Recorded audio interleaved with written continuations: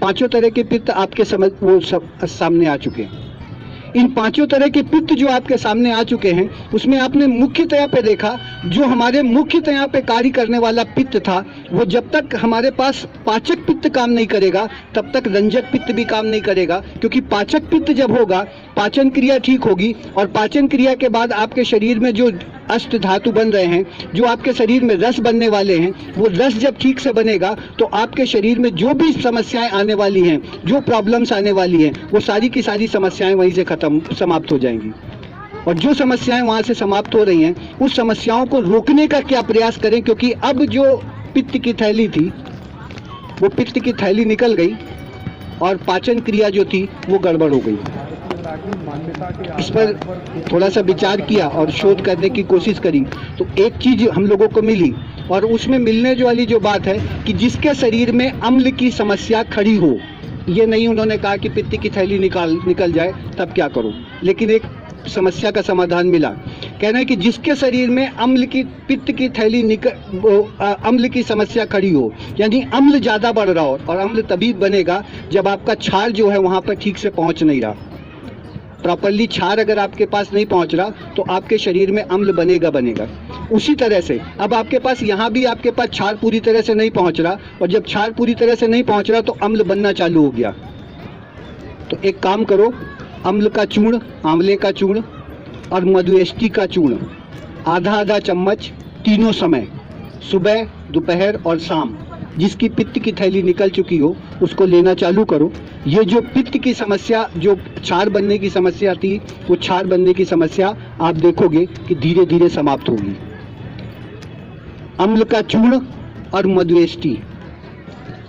वैसे अब तक जहाँ जहाँ भी हम लोग पहुँचे, जहाँ भी मिले, जाके डॉक्टर से मिले, तो उन्होंने कहा पित्त की थैली का जो होता है उसका ऑपरेशन के सिवा कोई उपाय नहीं होता, वो ये कह रहे हैं। लेकिन चरक ऋषि के अनुसार उपाय है, और वो जो उपाय है कालमेघ, शरपुंखा और मधुएष्टि आधी चम्मच तीनों आपस में मिला करके, और उसके बाद जो प्रक्रिया है वो सुबह, दोपहर, शाम तीनों समय लेना है।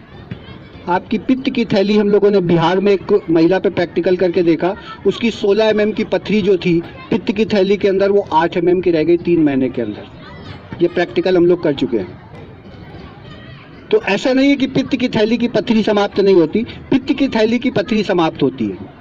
मेन तो यहाँ पे जो हम लोग बात कर रहे थे पित्त के लिए, तो पित्त की सबसे बड़ी विशेषता यह है कि पित्त बने ही ना, उसको किसी तरीके से सम रखने का प्रयास करो। अब पित्त, मैंने बताया कि 14 साल से 60 साल तक को जो भी व्यक्ति बीमार होगा तो पित्त के विशेषतया बीमार होगा। अब आपको पित्त की विशेषता यह देखनी है कि पित्त की समस्या खड़ी ना हो। तो सबसे पहले क्या करना है कि क्षार जो है वो पूर्णतया आपके जो पित्त के जो अम्ल जहाँ बन रहा है वहाँ तक जाए, पहुँचे। तो पानी पीने की प्रक्रिया, क्योंकि जल अग्नि तत्व को सम रखता है। अब पानी पीने की प्रक्रिया, मुंह में सबसे पहले लार बन रही है जो क्षार है। अब पानी पीने की प्रक्रिया में जो हम लोग गिलास लेकर के और एक झटके में पानी पी जाते हैं, उससे मुंह में बनने वाली लार जो होती है वो पेट में नहीं जाती, और जिसके कारण जो क्षार जो है वो पेट में जब नहीं जाएगी तो अम्ल जो बन रहा था वो बनता रहेगा लगातार। उसका एक सरल तरीका जो हमारे पूर्वजों ने, बुजुर्गों ने अपनाया था, उसका एक सरल तरीका वो यही था कि वो गिलास से पानी नहीं बल्कि लोटे से पानी पीते थे। और लोटे से पानी पीने के बाद जो गोल चीज है उसकी पृष्ठभूमि बहुत अच्छी होती है, इसलिए वो लोटे से पानी पीते थे, ये फिजिक्स कहती है। इसके बाद वो झुक करके आगे की तरफ पानी पीते थे, तो मुंह के ऊपरी हिस्से में जो लार बन रही होती थी, वो लार बिनने के बाद धीरे धीरे धीरे धीरे मुंह के साथ में मिलने के साथ वो पेट में चली जाती थी। उसी तरह से आपके पास क्या है कि अब जो प्रॉब्लम है वो गिलास वाली प्रॉब्लम है, तो घूंट घूंट करके पानी पियो, मतलब मुंह में पानी भरो और उसको पी जाओ। तो जो प्रॉब्लम आपके पित्त के अंदर बनने वाली है, जो समस्या पित्त की बनने वाली है, वो सिर्फ पानी आपका समाप्त कर सकता है। क्योंकि मैंने बताया कि ये पहला स्थान है जहां पानी बन रहा है, लार बन रही है, जिसे क्षार कह रहे हैं। इसके बाद आपके लीवर में, आपके हृदय में, आपके पास यकृत में, जो भी जहां भी लार बन रही है, वो उस पानी के साथ जब धीरे धीरे जाएगा तो वहां की लार ले करके वो उस स्थान पे पहुंचेगा जहां पे अम्ल बन रहा है। और जब वो अम्ल आपका वहाँ पे बन रहा होगा तो ऑटोमेटिक अपने आप उस अम्ल की समस्या को समाप्त कर देगा। सिर्फ पानी पीने की प्रक्रिया। अब एक प्रॉब्लम्स जो हम लोगों ने देखी, जो उस पर समझने की प्रक्रिया करें कि सूर्य उगने के 2.5 घंटे के बाद पित्त आपका काम करने लगता है, शुरुआत कर देता है। जैसे ही सूर्य की पहली किरण उगती है वैसे ही मूलाधार चक्र में जागृत होता है, और मूलाधार चक्र जो आपका जागृत होता है वहाँ से आपकी किरण जो जागृत होने के कारण वहाँ पे ताप बढ़ने लगता है, और वो जो ताप आपका बढ़ता है उसके कारण आपके शरीर के अंदर जो जल है, जो भी वहाँ पर जल पड़ा हुआ है मल के साथ, जिसको कहते हैं कि सुबह जल्दी उठ जाओ, वो मल के साथ जो जल है वो बड़ी आंतों में चिपकने लगता है।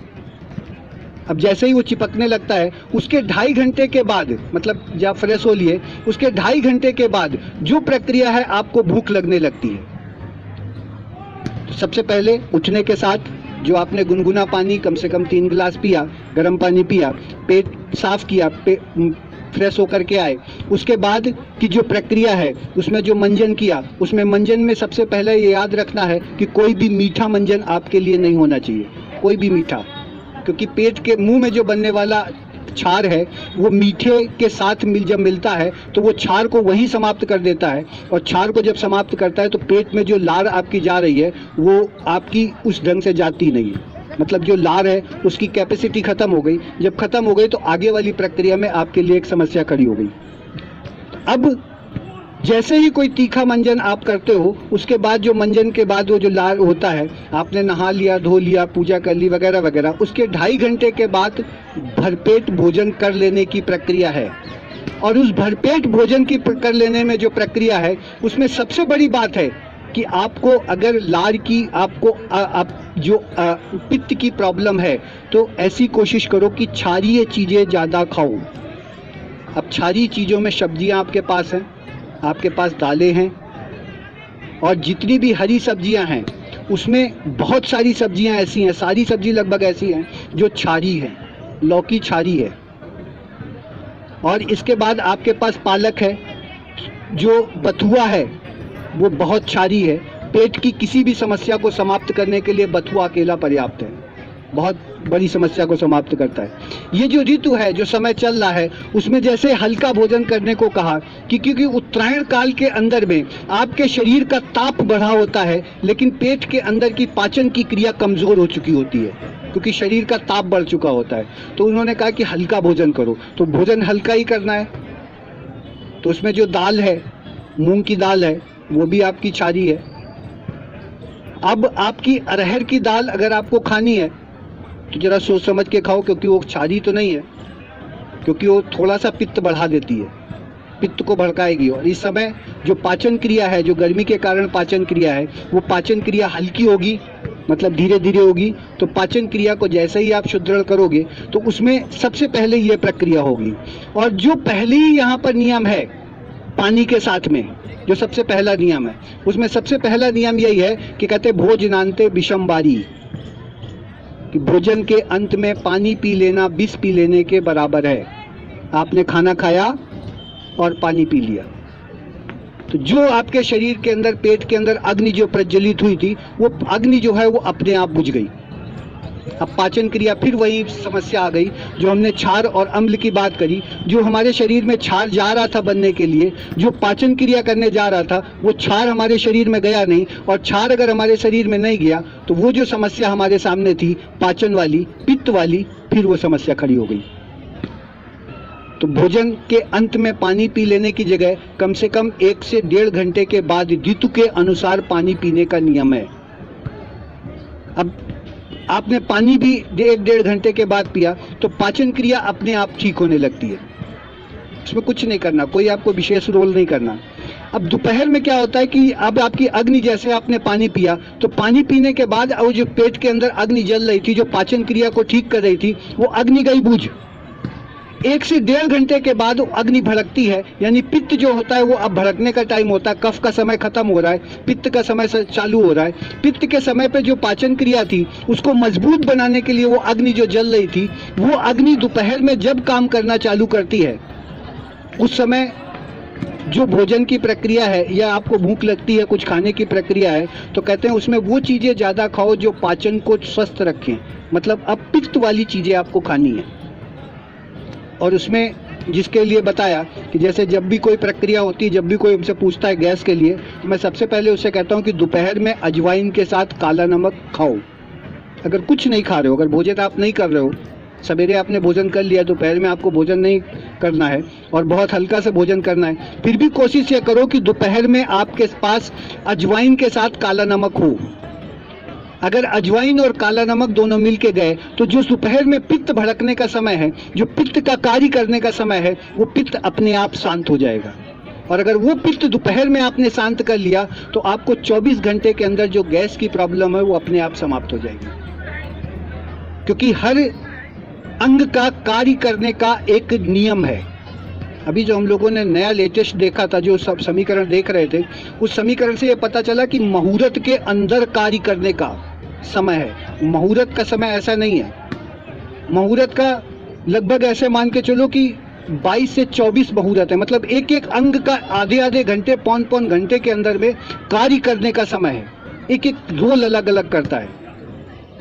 क्षारीय के लिए चीज बताएं कि जैसे क्षारीय की अभी बात की कि लौकी जो प्रक्रिया है वो जबरदस्त क्षारीय है, पाचन क्रिया को ठीक करती है। वो पाचन क्रिया सिर्फ वहीं से ठीक नहीं करती, आपके क्षार को बढ़ाती है। लौकी जो है आपके वात के रोग को समाप्त करती है, क्योंकि पेट के अंदर जो गैस बन रही थी वो प्रॉब्लम उसने वहां से समाप्त करी। अगर उसने वो प्रॉब्लम वहां से समाप्त कर दी तो वात को नियंत्रित करने का कार्य यहीं से चालू कर दिया। तीसरी प्रक्रिया में जो बताया गया कि रात्रि के समय, तो रात्रि के समय विनोद भैया भी अक्सर कहते रहते, मैंने भी बहुत बार इस बात को कहा कि सबसे पहली प्रक्रिया ये है कि भोजन जो आप कर रहे हो रात 8 बजे, 9 बजे, 10 बजे, उसको जरा जल्दी कर लो। आप कहते हो कि नहीं हम 10 ही बजे करेंगे, तो आप देखो कि जो 4 रोटी, 5 रोटी, 6 रोटी खा रहे हो उसको आधी रोटी खाओ। फिर आप खाओ मत, उस समय इतनी रोटी खाओ कि आपको नींद आ जाए। और उसके बाद भी कोशिश ये करो कि कम से कम अगर वो चलना है तो कम से कम रात्रि को 10 बजे भी भोजन करने के बाद, जो आप 10 बजे कर रहे हो उसमें कम से कम 500 कदम चल लो एक रोटी खाने के बाद। क्योंकि शाम की पाचन क्रिया यदि आपकी ठीक हुई तो यदि रात में आपने जो भोजन किया, जो मैंने बताया कि रात्रि में अगर 8 बजे भोजन आप 4 रोटी खा लेते हो, 5 रोटी खाते हो और उसके बाद 1000 से 1500 कदम भी पैदल चल लेते हो, जो आपके शरीर में पाचन क्रिया होनी थी उस पाचन क्रिया को पूर्ण कर लेते हो, तो आपका डायबिटीज बिल्कुल कंट्रोल होता है, बिल्कुल नॉर्मल होता है, कंट्रोल होता है।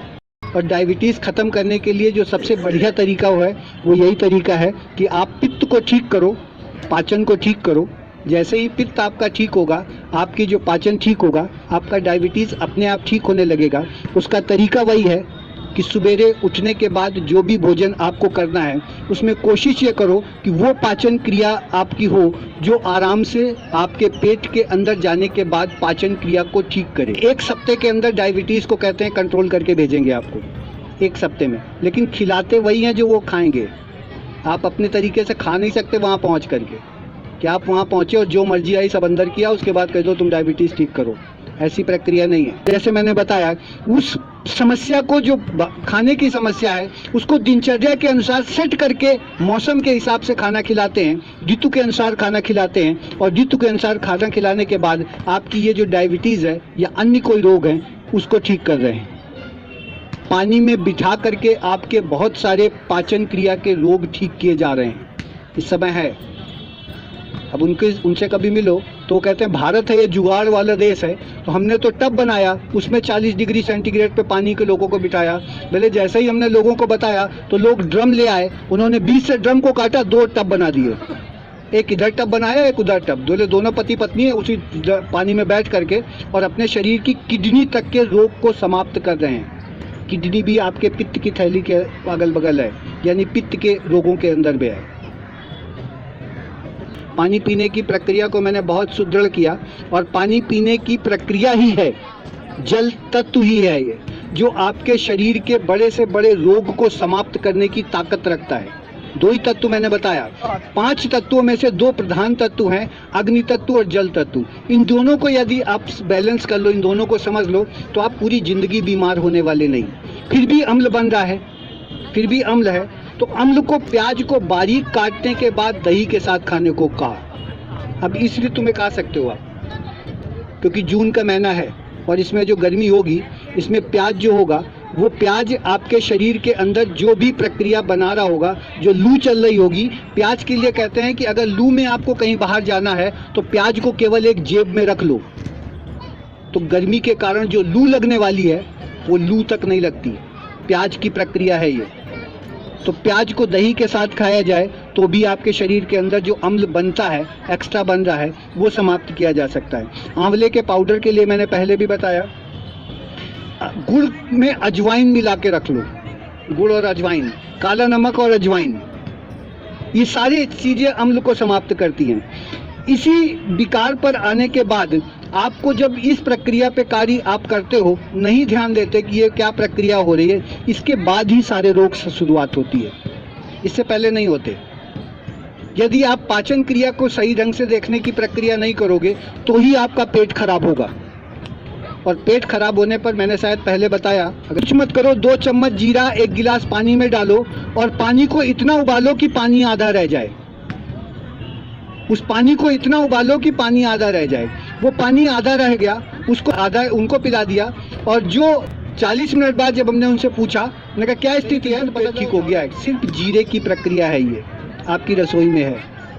अजवाइन की मात्रा यदि आपके शरीर में ज़्यादा हो जाएगी तो पेट को खराब कर देती है।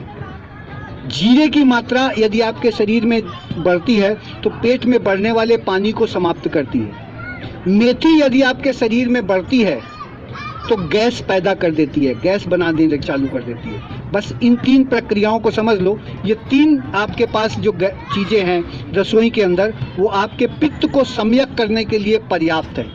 मेथी शरीर में किसी भी शरीर के दर्द को समाप्त करती है, मेथी। लेकिन उसकी एक व्यवस्था खराब है, वो कफ को भी समाप्त करती। कफ बढ़ाओ, मेथी खाओ। लेकिन उसकी एक व्यवस्था खराब है कि वो पित्त जो होता है उसको भड़का देती है। मेथी जो होती है वो गैस बनाने लगती है पेट में।